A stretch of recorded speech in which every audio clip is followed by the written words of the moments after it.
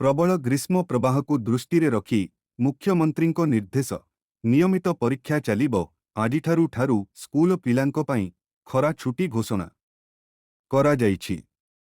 April 23 तारिखठारु anganwadi शिशुबाटिकाठारु आरंभ करी 10 श्रेणी पर्यंत राज्यर समस्त सरकारी और बेसरकारी शिक्षानुष्ठान बंद रहिबो।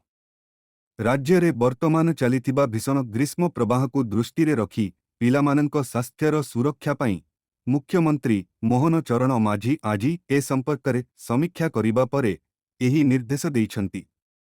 एही निर्देश अनुजाई अंगनवाड़ी केन्द्र शिशुबाटिका ठारू 10 श्रेणी पर्यंत समस्त सरकारी बेसरकारी स्कूल बंद रहिबो।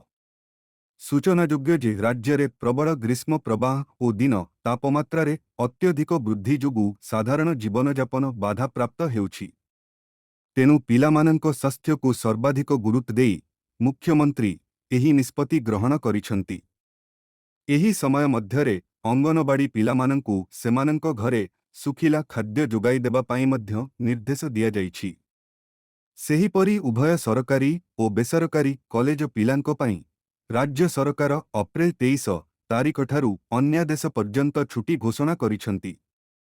तेबे एही समय रे पूर्वरु निर्धारित परीक्षागुड़िक निर्दिष्ट तारिखरे हेबो एवं संपृक्त अधिकारी माने एथिप्रति यत्नवान हेबाकु निर्देश दिया जाइछि।